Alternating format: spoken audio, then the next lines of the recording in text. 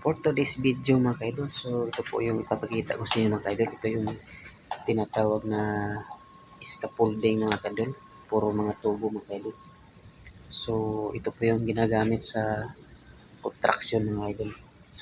Yung maganda mga kaidol kasi matibay ito mga kaidol. Hindi na katulad dati mga kaidol na gumagamit tayo ng kahoy. So ngayon mga kaidol, mga tubo na talaga. Yan ang matibay mga kaidol. Yun. Ang dami nito mga kaidol. So ito yung ginagamit mga kaidol pag nag-layout tayo sa mga poste mga kaidol.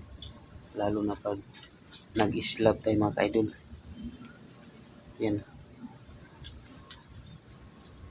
So yung mga kaidol, hanggang dito lang kaidol. At marami pong salamat sa iyong pagsuporta mga kaidol.